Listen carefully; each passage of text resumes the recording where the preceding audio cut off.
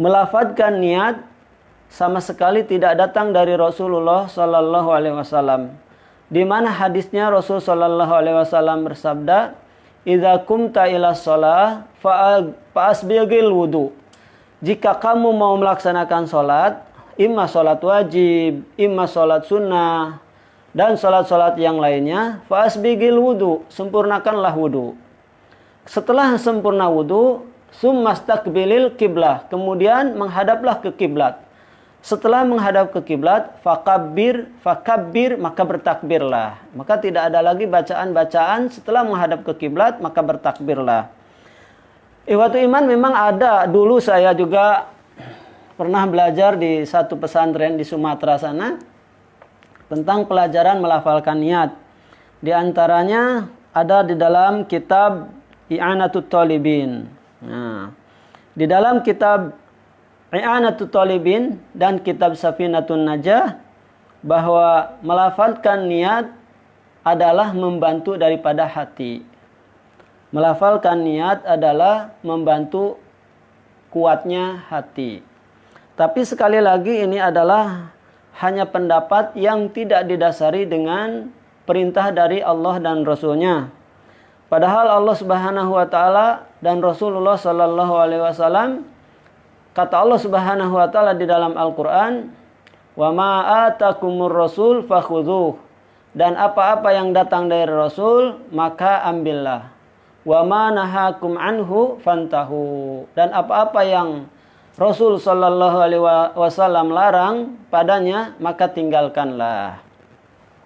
Kemudian Rasul sallallahu alaihi wasallam bersabda, ini hadisnya sahih menurut para ahli ilmu, diriwayatkan oleh Imam Muslim, "Man amila amalan laisa alaihi amruna fahuwa raddun."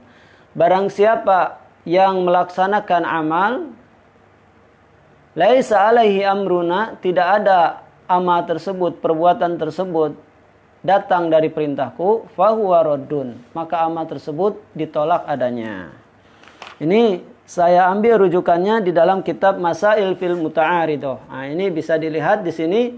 Kitab Masail Muta'aridah membantah tentang sholat dengan cara melafalkan niat. Jadi jamaah ikhwatu iman yang dirahmati oleh Allah Subhanahu wa taala, yang saya cintai karena Allah Subhanahu wa taala, maka kalau kita sudah berniat di dalam hati, maka ini sudah mencukupinya. Sebab Rasulullah sallallahu alaihi wasallam, kemudian para sahabat, kemudian para tabi'in tidak pernah mengerjakannya melafalkan niat. Adapun melafalkan niat yang ada di dalam hadis yang sahih, yaitu di mana Rasul sallallahu alaihi wasallam ketika hendak berhaji dan berumrah, seperti labbaika Allahumma umrah. Ini walau itu pun sebagian ulama tidak menyebutkan lafaz daripada niat. Wallahu taala a'lam. Bagaimana dengan lafaz-lafaz niat yang lain seperti apa? Nawaitu soma godin dan sebagainya.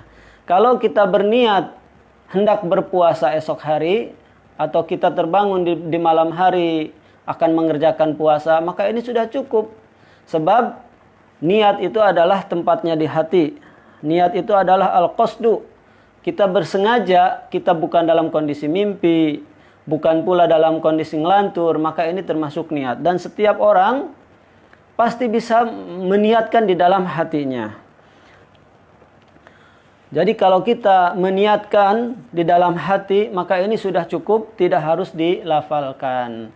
Seperti usolli atau nawaitu soma godin atau yang lain-lainnya, maka ini sama sekali tidak ada kebenaran di dalam agama, tidak diajarkan oleh Rasulullah sallallahu alaihi wasallam, tidak juga dipraktekkan oleh para sahabat yang mulia, juga tidak diajarkan oleh imam 4 mazhab. Hatta Imam Asy-Syafi'i rahimahullah tidak ada di dalam kitabnya membahas tentang melafalkan niat. Ada melafalkan niat yaitu di dalam kitab I'anatut Talibin atau di dalam kitabnya Safinatun Najah. Kitab I'anatut Talibin kita tahu dia ditulis oleh seorang Syekh Muhammad bin Zainuddin abad ke-19 Masehi atau abad ke-14. Jadi sudah 14 abad yang lalu Rasulullah sallallahu alaihi wasallam tidak ada, baru kitab itu ada.